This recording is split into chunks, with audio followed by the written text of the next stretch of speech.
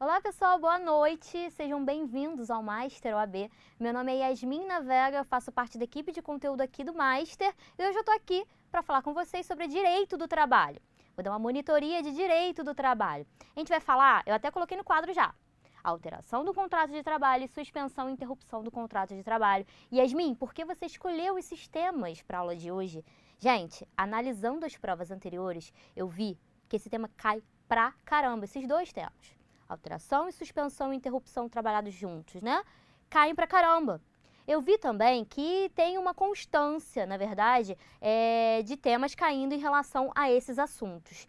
Então, eu não podia deixar de falar com vocês, né, sobre eles. E eu vi também que aqui, nesse 2017, né, nessas duas provas de 2017, já caiu uma questão de alteração do contrato de trabalho.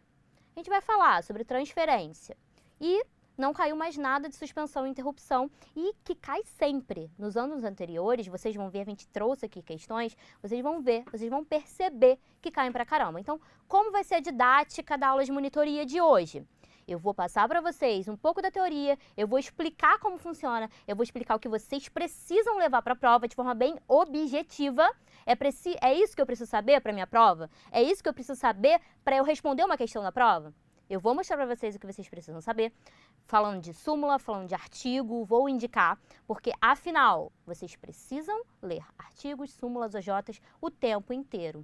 Então, eu vou indicar para vocês tudo isso que vocês precisam fazer e vou mostrar os exercícios que já caíram, porque assim você conhece a didática, você sabe o que a banca cobra, você sabe o estilo de questão e você já fica muito mais habituado. Então, isso faz total diferença na hora da prova de vocês. Quem gosta de direito do trabalho, então, Mamata vai arrasar, tá? E quem não gosta, gente, fica aqui que eu vou fazer uma aula assim, tentar dar uma aula super clara, tá? Lembrando uma coisa, a gente vai fazer um pacto aqui. Eu quero que todo mundo pegue o Vademecum agora. Se você não tá com acesso ao Vademecum, se você não tem o livro do lado, nada, abre aí a abinha, né? Do seu computador, se você estiver estudando pelo computador, quem estiver estudando pelo celular, infelizmente talvez fique um pouco difícil, mas de qualquer forma, eu preciso que vocês estejam com o Vademecum do lado. Então, esse é o nosso pacto aqui. A aula vai ser com o Vademecum do lado, e sempre que eu falar um artigo, sempre que eu citar uma súmula, tenta procurar a súmula. Eu vou colocar aqui no slide, na tela, tá? Mas tenta anotar. Eu vou disponibilizar esse material, então, quem quiser, tem aqui embaixo, tem, né, Eric? Escrito baixe o material. A pessoa consegue clicar e baixa o PDF, né? Então, você clica que você vai ter todos os slides que eu vou tratar aqui com materialzinho de revisão. Então, não fiquem preocupados em anotar, quem quiser anotar as súmulas e tudo mais, podem ficar à vontade para procurar depois, para ler depois, mas quem quiser acompanhar a aula com o Vademecum, esse é o nosso acordo aqui. Peguem o Vademecum, abram a abinha aí do Planalto para acessar a CLT, as súmulas do TST, as OJs do TST, para a gente conseguir aqui trabalhar junto, para que vocês vejam como cai isso na prova. Porque, afinal, uma aula de monitoria tem que ser uma aula objetiva e funcional, né? Tem que ser útil para você. Não vou ficar aqui falando um monte de coisa que não vai cair na sua prova. Beleza? Então tá, fechou. Quando eu citar um artigo, é para abrir na CLT e é para ler esse artigo com muito carinho, tá? Apesar de tudo, eu vou colocar na tela também para que a gente consiga acompanhar junto. Mas o que eu quero é que você aprenda a mexer no seu Vademecum, que você utilize ele da melhor forma. Afinal, na hora da prova, você vai ver que muitas coisas saíram dali, ó. Da leitura da lei seca. Então, fiquem espertos, é para isso que a gente está aqui. Antes de tudo, eu quero saber de onde vocês estão. Se vocês quiserem me dar um alô, eu estou por aqui. Se quiserem tirar dúvidas, dá um oi, Yasmin, eu já cheguei para assistir sua aula. Podem falar aqui no chat que eu vou acompanhar e vou ler durante essa monitoria, perfeito? Então, beleza. Vamos começar? Vamos lá, gente. Deixa eu dar F5.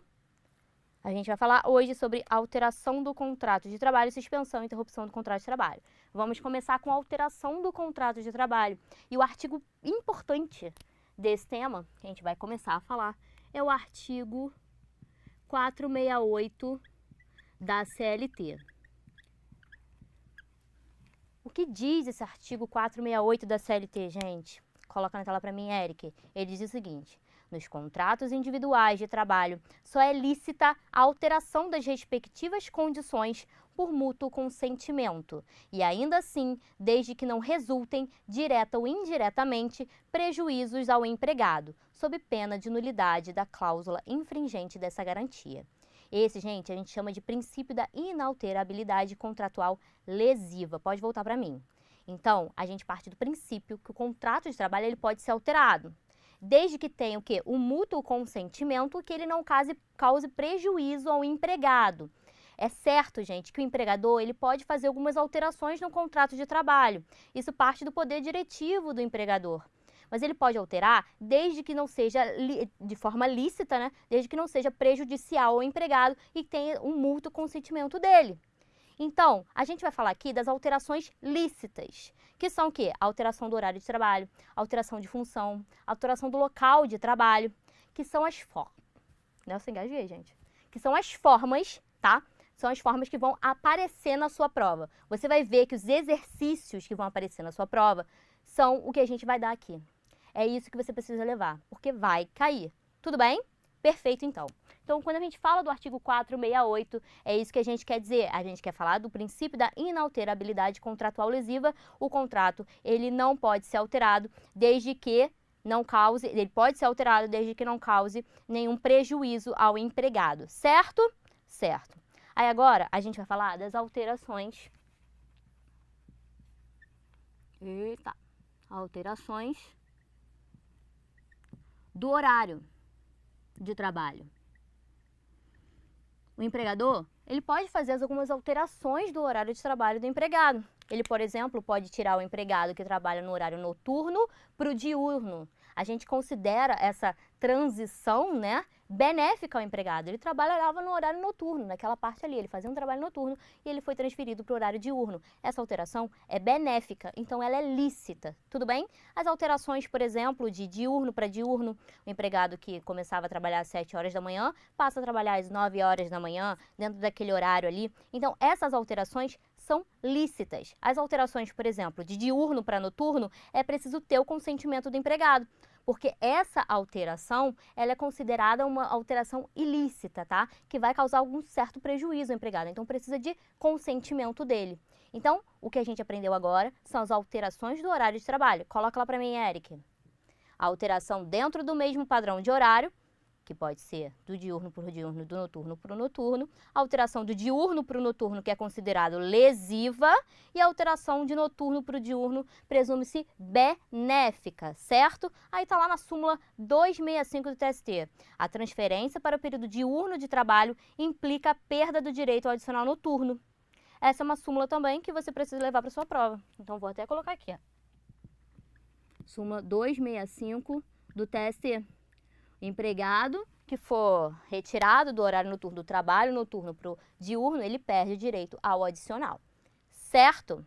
Agora, a gente vai prosseguir para o segundo ponto, e que é o mais importante, que é o que despenca na prova, que cai direto, que é a transferência, é a alteração do local de trabalho.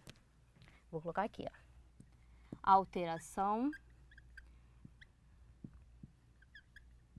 do local de trabalho. E a gente vai trabalhar, na verdade, com a diferença entre transferência, que eu vou chamar de definitiva,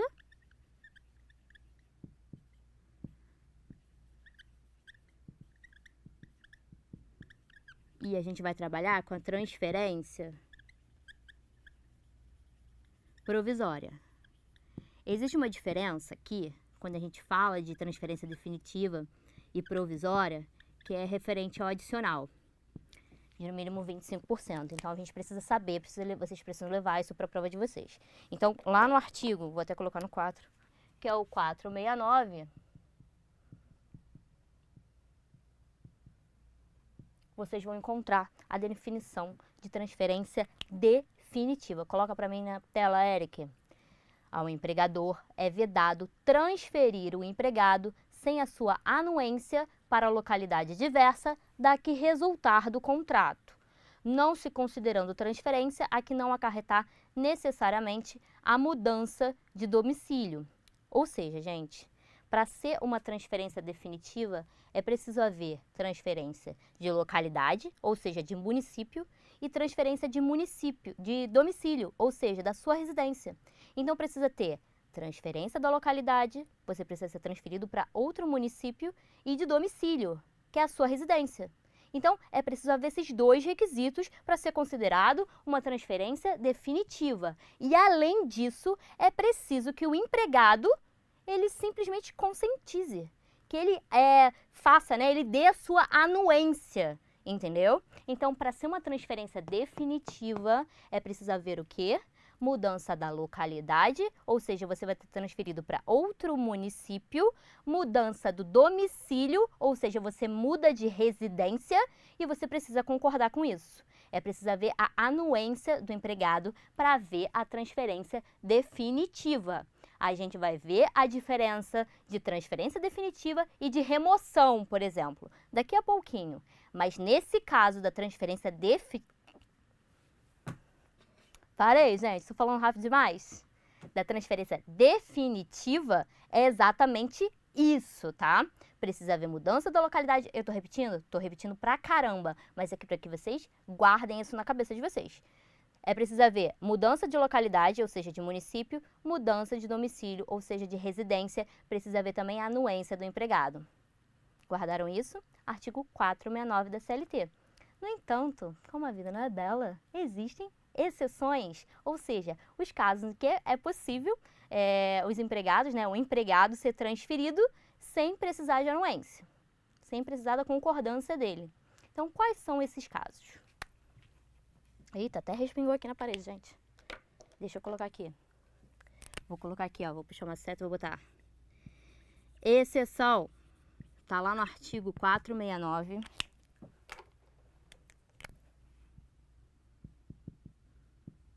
Parágrafo 1º e 2º da CLT. Que as pessoas, na verdade, o empregado que trabalhar no cargo em confiança, havendo necessidade do serviço, quando há necessidade do serviço,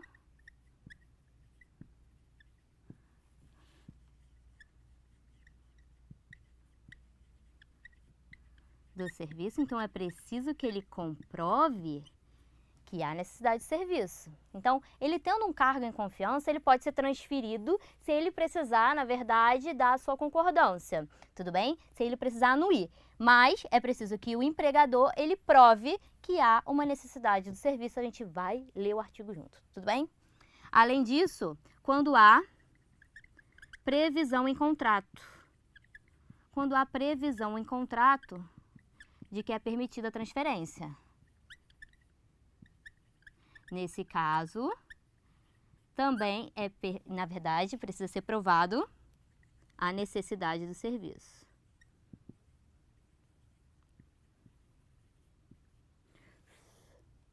Tá aparecendo, Eric? Necessidade de serviço. Então, no caso de cargo em confiança, e no caso de haver previsão contratual de que há aquela permissão, né, do empregado ser transferido. Mas nos dois casos é preciso comprovar a necessidade do serviço. E o terceiro é quando há extinção do estabelecimento.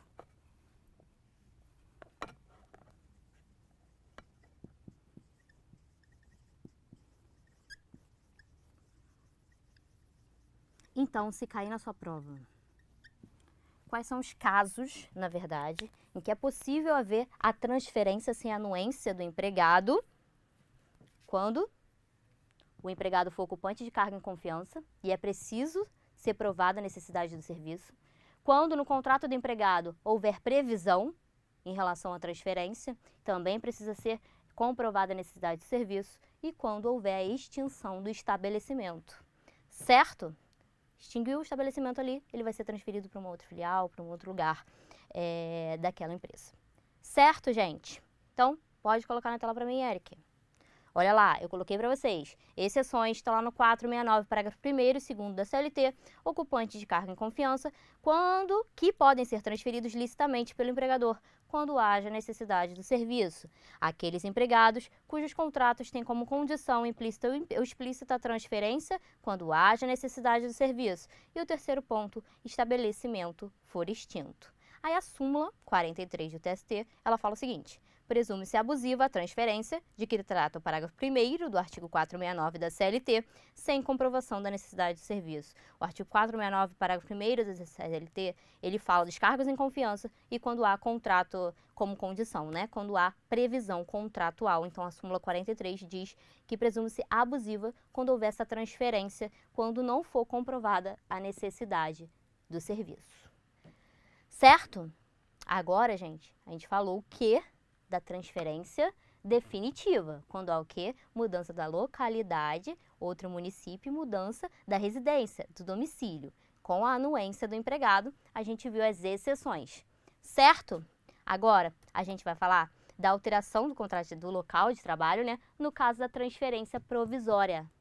Quando a transferência for provisória, o empregado vai ter direito aqui a um adicional de 25% das verbas de natureza salarial. Isso está lá no artigo 469,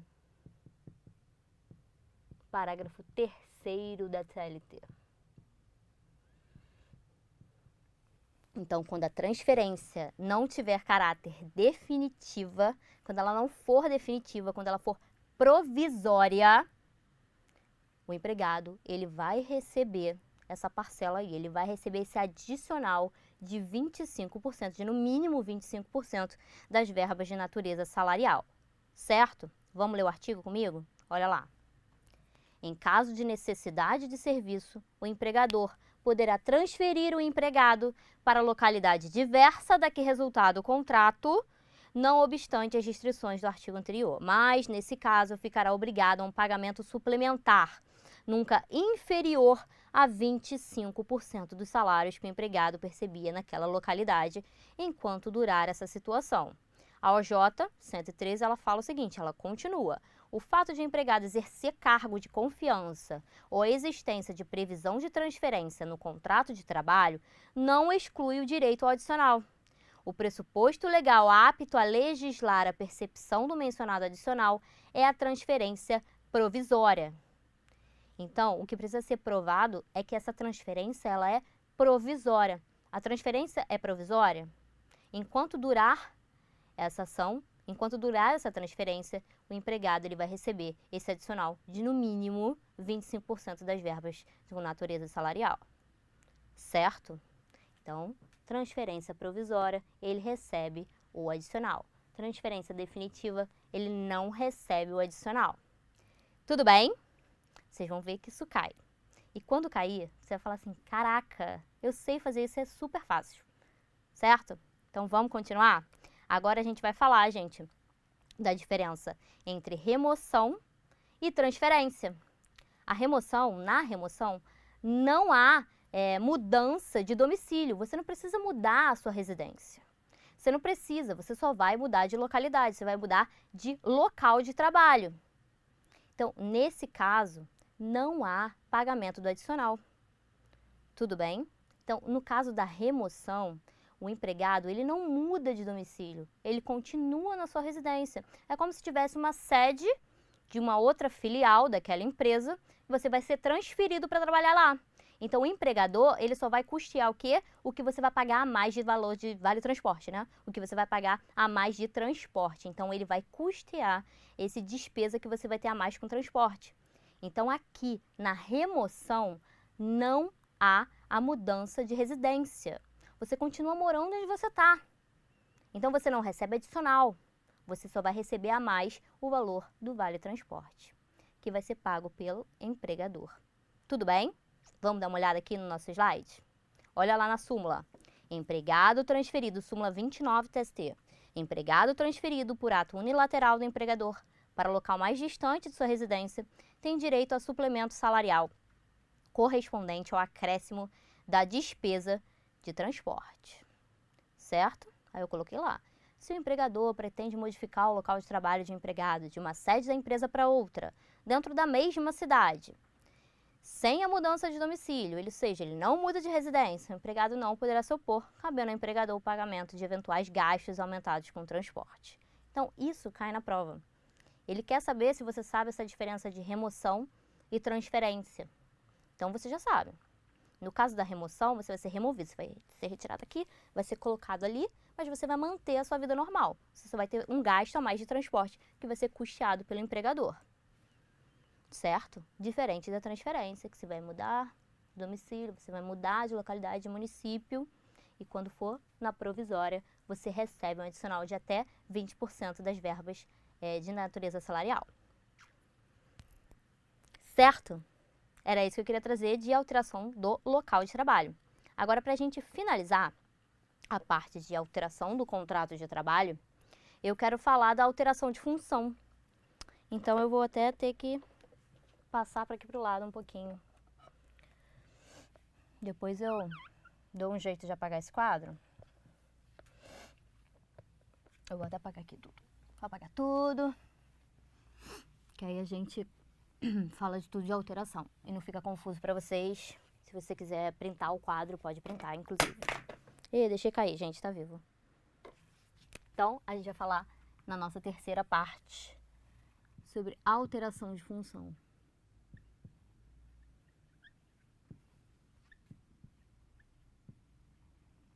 Nesse caso, a gente tem que prestar atenção à substituição,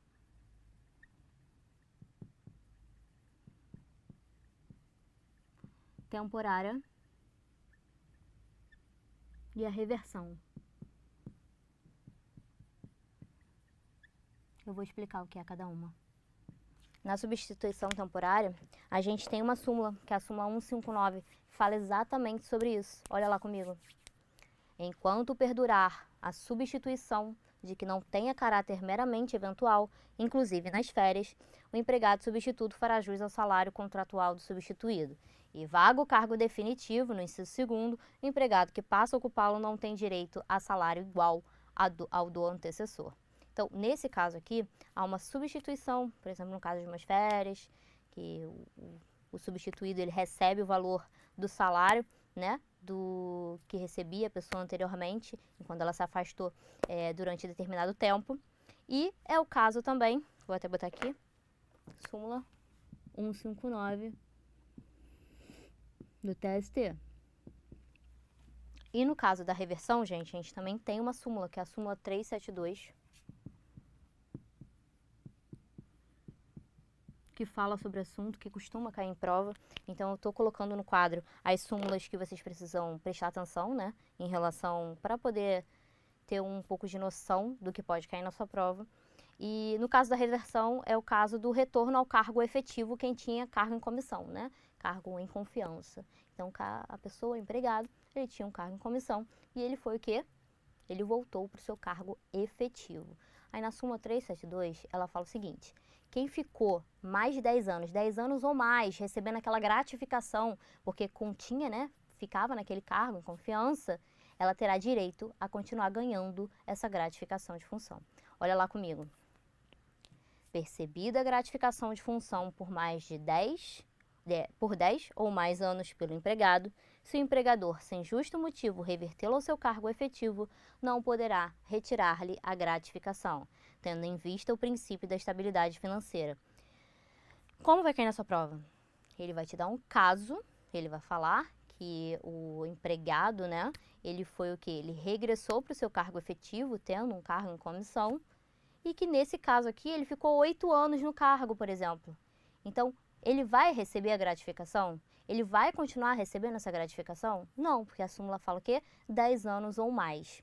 Então, quando cair na sua prova, você precisa ficar atento a esses detalhes.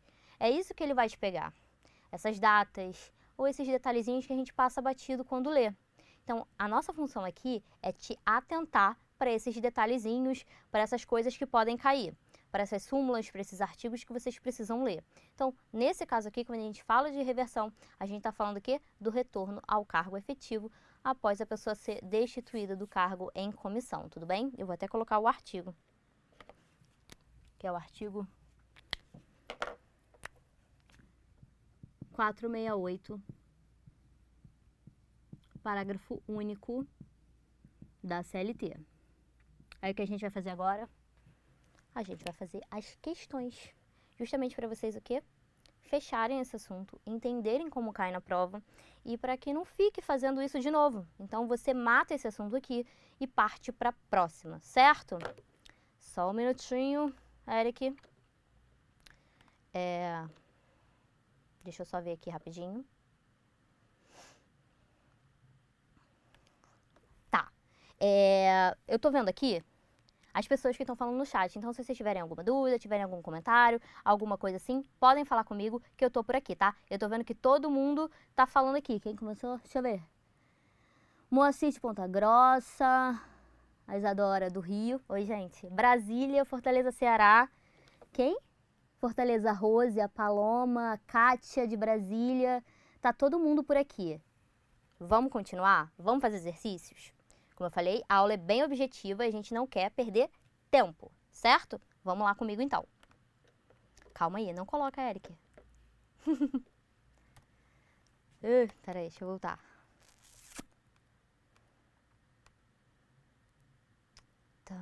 Tá.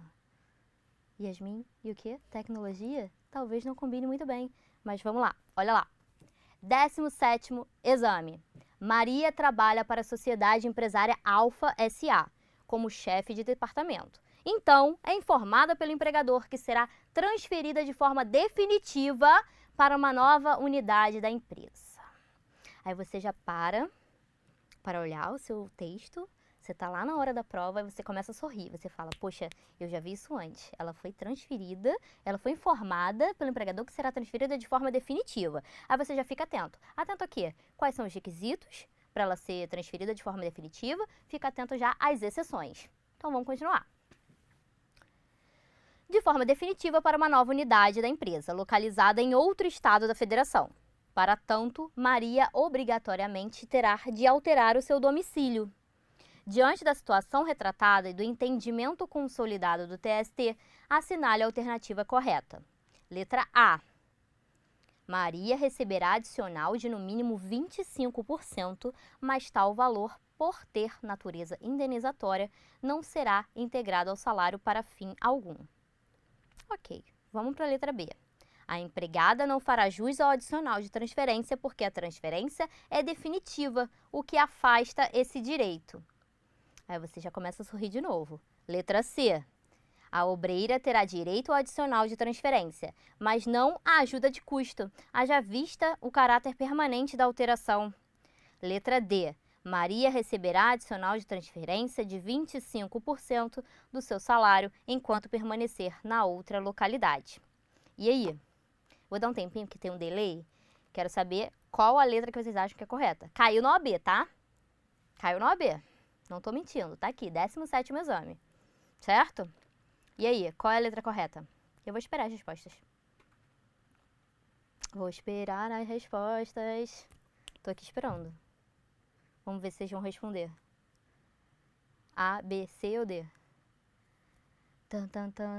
Gente, se eu pudesse colocar aqui uma música aqui pra embalar esse momento em que vocês estão respondendo as questões.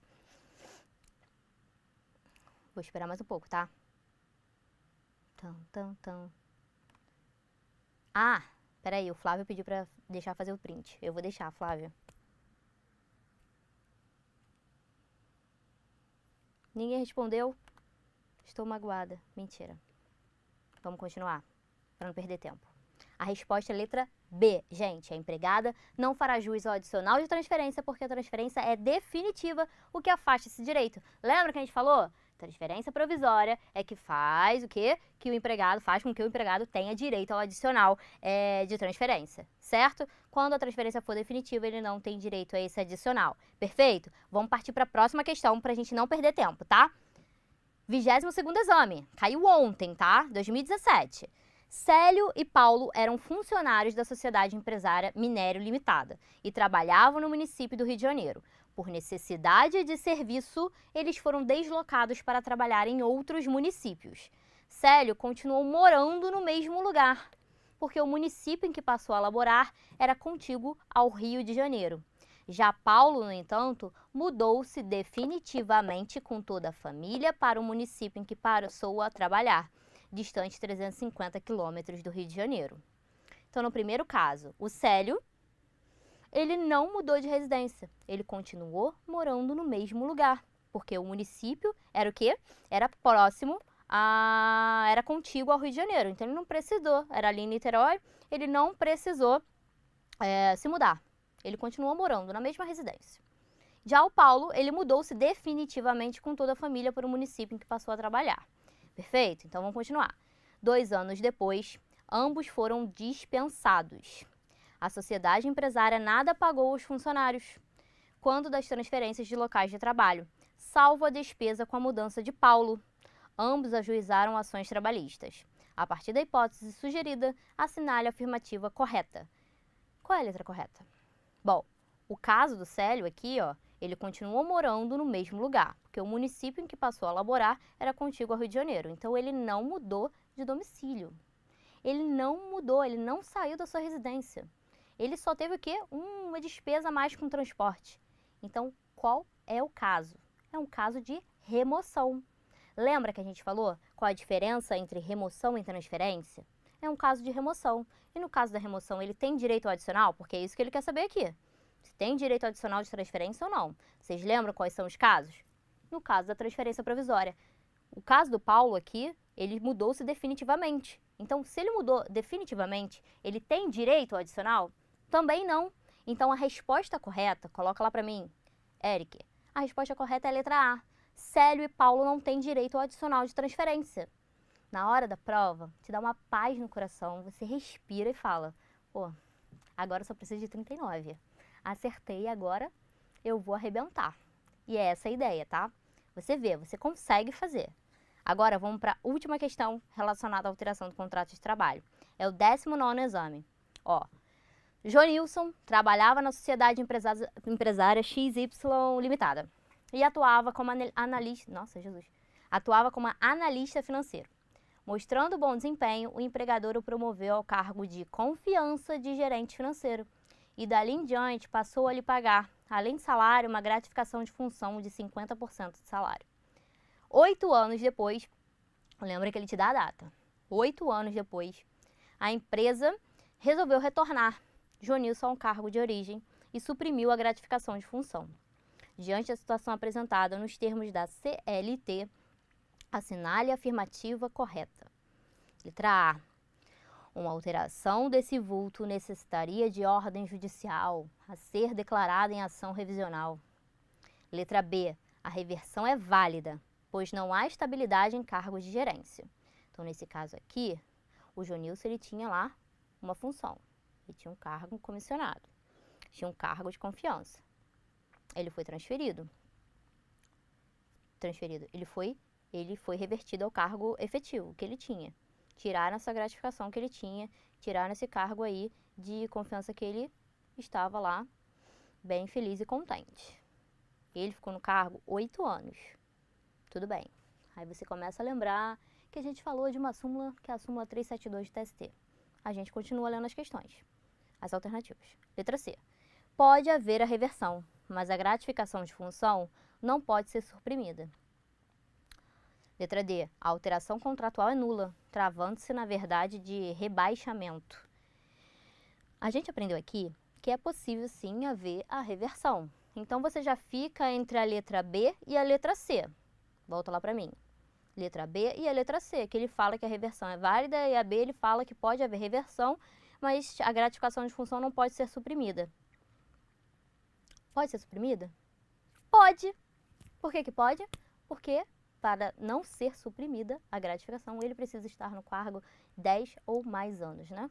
Então, como ele ficou 8 anos no cargo em comissão, no cargo de confiança de gerente financeiro, ele não tem direito a receber essa gratificação. Então, a letra correta é a letra B, gente. A reversão é válida, pois não há estabilidade em cargos de gerência. Mesmo que vocês não soubessem se há estabilidade em cargos de gerência, vai que você ficou confuso. De todas as alternativas, essa era a alternativa correta. A reversão é válida. É possível, sim, ele ser ser retirado do cargo em confiança e ser transferido para o cargo efetivo novamente. Certo? Perfeito. Agora, a gente encerrou aqui a parte de alteração do contrato de trabalho. Quem quiser dar o print, pode dar o print. Deixa eu sair da tela. 1, 2, 3, valendo, foi. Agora a gente vai falar de suspensão e interrupção do contrato de trabalho. Eu tenho poucos minutos para falar disso, mas eu não quero deixar de falar. Eu não quero, pelo menos, ler com vocês o que for mais importante, eu não quero citar aqui, porque é mais uma informação. Como a gente só tem uma aula de monitoria de direito do trabalho, não é justo eu chegar aqui e falar tudo de alteração do contrato de trabalho, se tem mais coisas importantes, tá? Daqui a pouco, às 7 horas, o professor Leandro Antunes vem para falar de remuneração e salário. Então, achei legal fazer esse combo para que vocês consigam levar para a prova a maior quantidade de questões que podem aparecer, a maior quantidade de assunto, de conteúdo, o mais objetivo possível, sem lenga-lenga. Certo? Então, deixa eu apagar isso para a gente falar de suspensão e interrupção do contrato de trabalho e fazer novamente algumas questões, tá? Para vocês verem o que é possível sim fazer a prova de trabalho na hora da prova, na hora do exame lá. E nada de ficar nervoso, tá, gente? Tentem ficar calmo, porque a maioria das pessoas ficam tão nervosas, sabem o assunto, ficam tão nervosas que acabam esquecendo, dando branco. Então, tá nervoso? Leva uma garrafinha d'água, bebe na hora da prova. Comigo foi assim, também fiquei nervosa, mas eu levei minha garrafinha, respirei fundo e consegui fazer a prova. Vocês também vão conseguir, eu tenho certeza. Todo mundo vai passar. Todo mundo desse chat aí, ó, tá arrasando, vai passar, hein? Então, vamos falar de suspensão e interrupção do contrato de trabalho?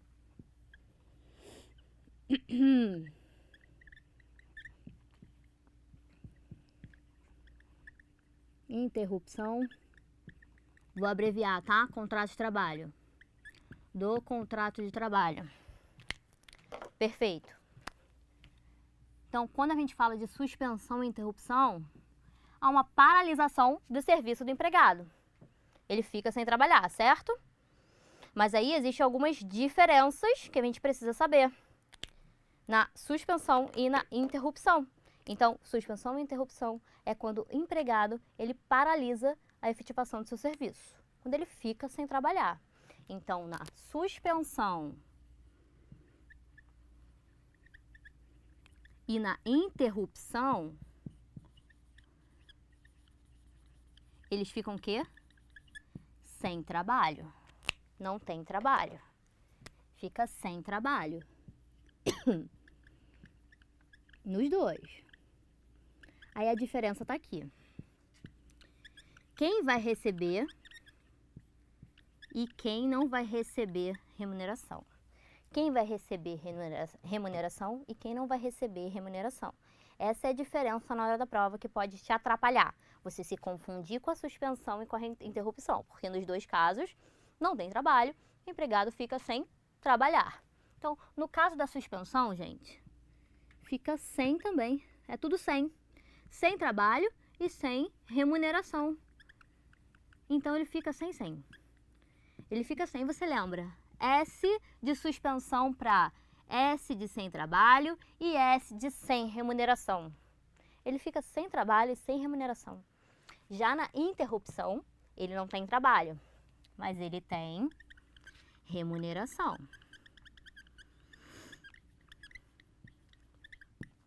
Nesse caso aqui, o tempo de serviço, que ele vai ficar sem trabalhar, né? Ele vai ser contado como tempo de serviço. Então, mesmo ele tendo ficado interrompido, ficado sem trabalhar, vai incluir o tempo de serviço.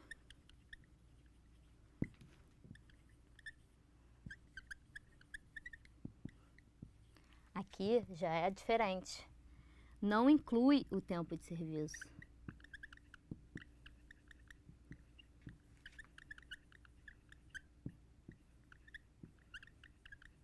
Certo? Então, na suspensão, fica sem trabalho, sem remuneração. Sem trabalho e sem remuneração. Não inclui o tempo de serviço. Na interrupção, fica sem trabalho, com remuneração, inclui o tempo de serviço, para você não confundir, inclui o tempo de serviço e interrupção com remuneração e sem trabalho. Perfeito? Perfeito.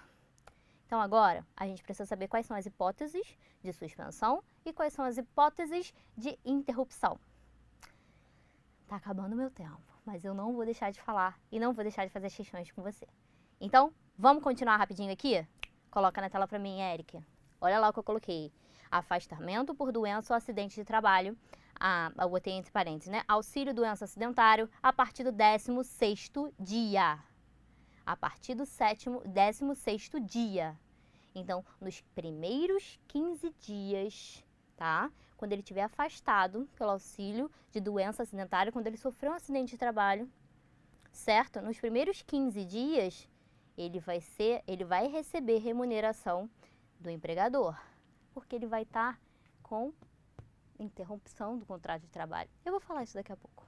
Mas, a partir do 16º dia, ele não vai receber mais, certo? Não do empregador. Ele vai estar sob o benefício do INSS. A partir do 16º dia, no caso de acidente de trabalho, no caso de afastamento por acidente de trabalho, ele vai receber auxílio do INSS, certo? E vai ser um caso de suspensão do contrato de trabalho. Olha lá comigo. Afastamento por doença ou acidente de trabalho. A partir do 16º dia, ele estará sob o benefício do INSS, ele não vai receber pelo empregador. Ele vai receber o benefício do INSS, mas o empregador ele deve continuar recolhendo o FGTS. E essa é uma exceção que cai em prova. Nesse caso aqui, de afastamento por doença ou acidente de trabalho, por isso que eu estou falando logo. Por isso que eu resolvi falar sobre esse tema logo, porque como a gente tem um tempo mais corridinho, e é isso que cai em prova. O empregador, ele vai continuar depositando o valor do FGTS. No caso de afastamento por doença ou acidente de trabalho. E no segundo caso aqui, olha lá. No caso de serviço militar obrigatório. O empregador, ele deve continuar recolhendo o FGTS. De acordo com o artigo 15º, artigo 15, parágrafo 5º da Lei 8.036. Olha lá comigo. O depósito que trata o caput desse artigo é obrigatório nos casos de afastamento para prestação de serviço militar obrigatório e licença por acidente de trabalho. Existem duas exceções. Na suspensão do contrato de trabalho, em que o empregador ele vai continuar depositando o valor referente ao FGTS. Quais são esses casos? Acidente de trabalho e serviço militar obrigatório. E é isso que cai na sua prova. Vou colocar aqui do lado. Caso de suspensão que precisa o quê? De atenção. Acidente de trabalho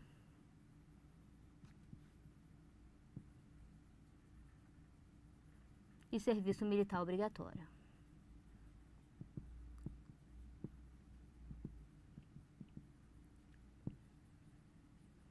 São casos de suspensão do contrato de trabalho, ou seja, o empregado ele vai ficar sem trabalho, ele vai ficar sem remuneração, no entanto, ele vai continuar, o empregador vai continuar depositando o valor do FGTS. Isso está no artigo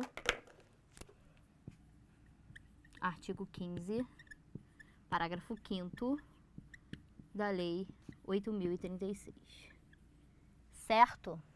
Essa é uma exceção, em que o empregador vai continuar depositando o valor do FGTS, porque continua a partir do 16º dia, né? Acidente de trabalho a partir do 16º dia é um caso de suspensão do contrato de trabalho. Ele fica sem trabalhar e ele fica sem receber, mas o valor do FGTS continua sendo recolhido pelo empregador.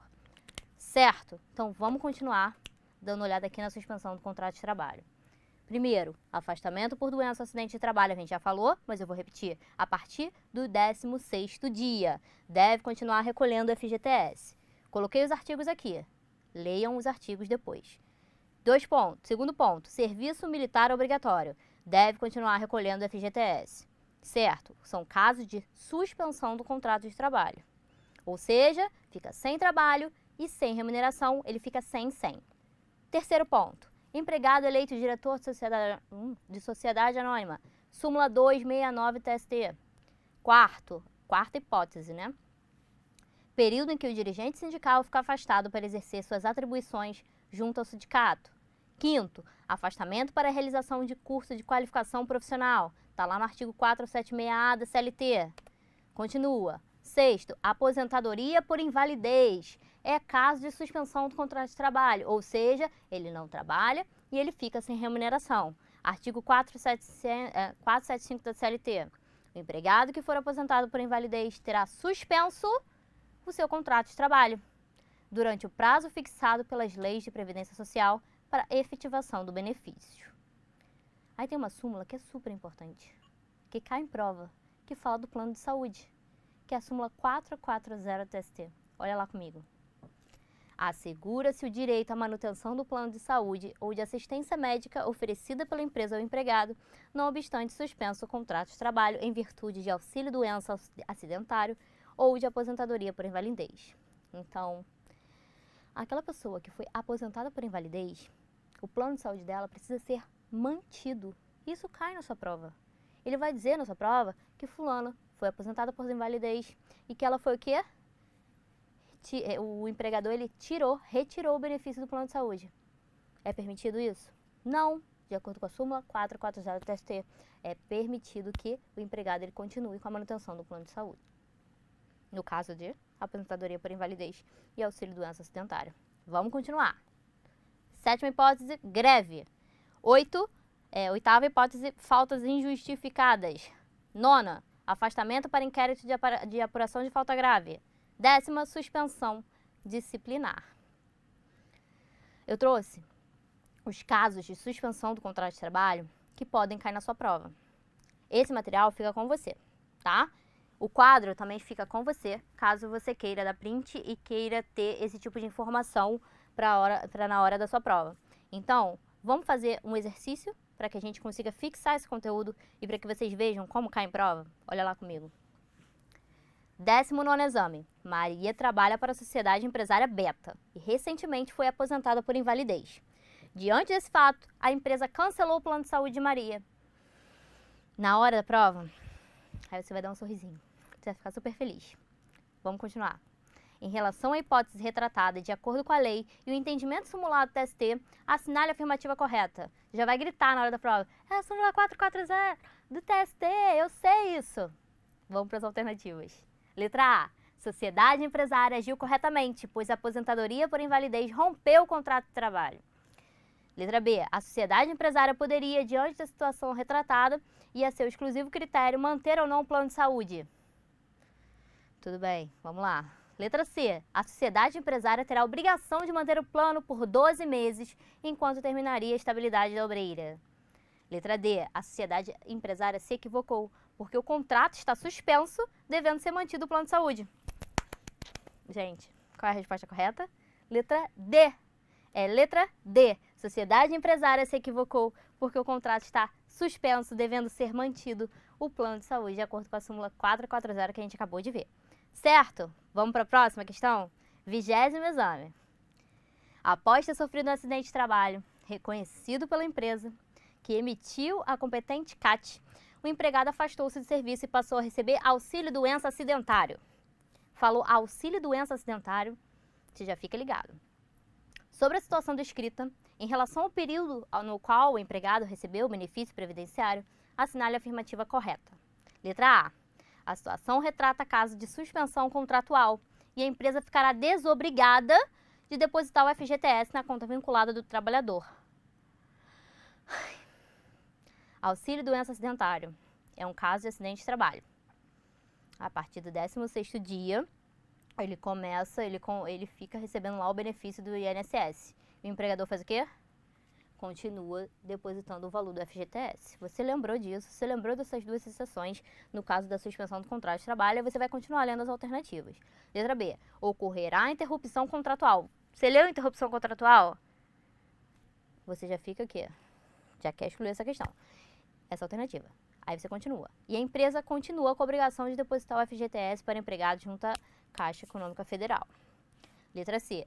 Ter-se-á suspensão contratual e a empresa continuará obrigada a depositar o FGTS na conta vinculada do trabalhador. Letra D. Haverá interrupção contratual, a empresa estará dispensada de depositar o FGTS na conta vinculada do trabalhador. E aí? Quando ele fala para você que o empregado ele está recebendo auxílio doença acidentário, ele quer dizer que ele já está sob benefício do INSS. E quando ele está sob benefício do INSS, ele já passou do 16º dia. Lembra que nos primeiros 15 dias que eu falei é um caso de interrupção do contrato de trabalho? Então o empregador ele vai continuar pagando normalmente, porque no caso de interrupção ele fica sem trabalho, mas ele fica com remuneração. Então nesse caso aqui, quando ele está recebendo auxílio doença acidentária, ele está sob benefício do INSS.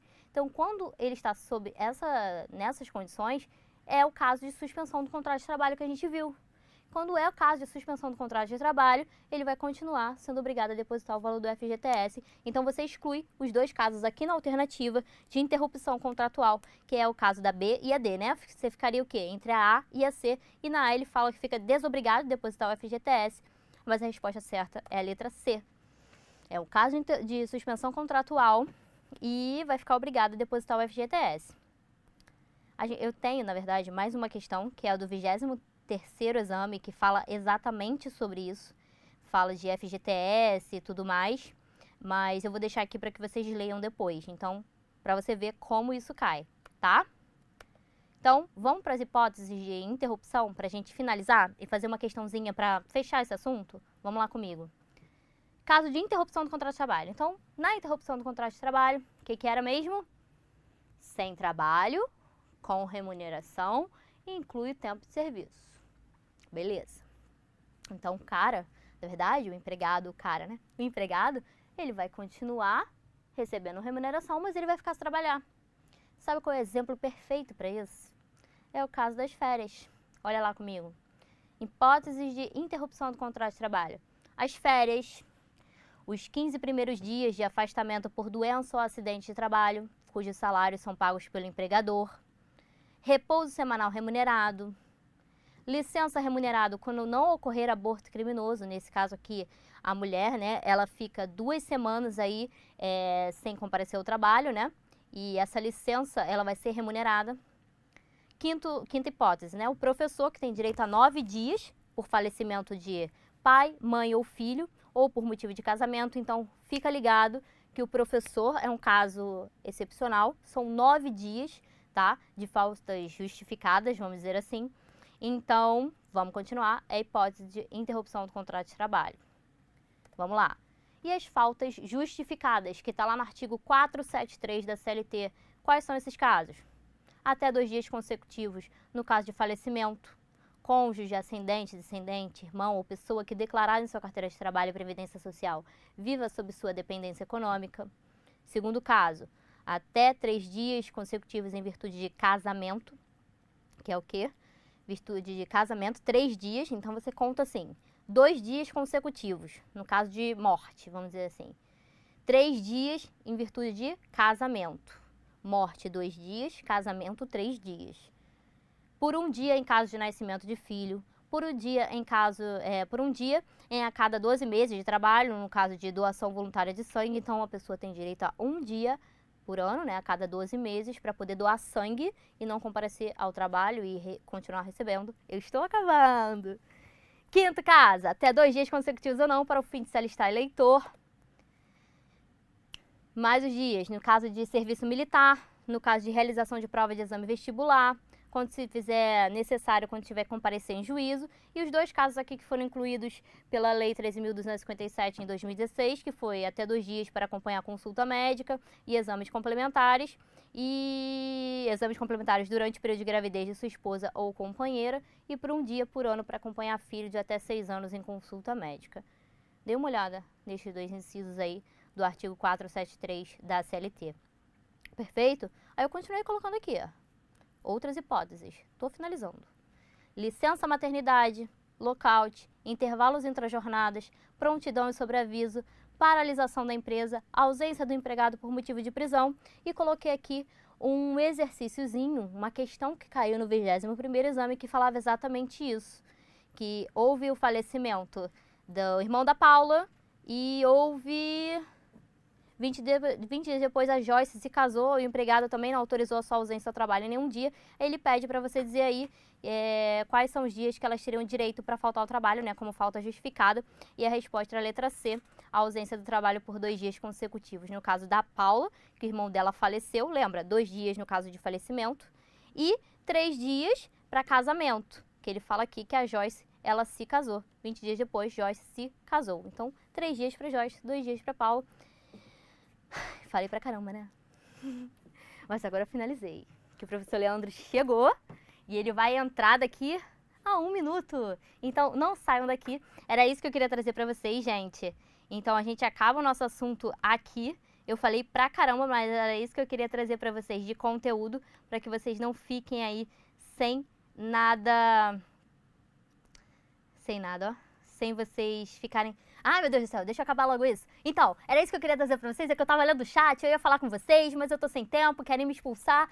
Mas é isso aí, gente. Muito obrigada pela atenção de vocês. A gente volta semana que vem com o direito processual do trabalho.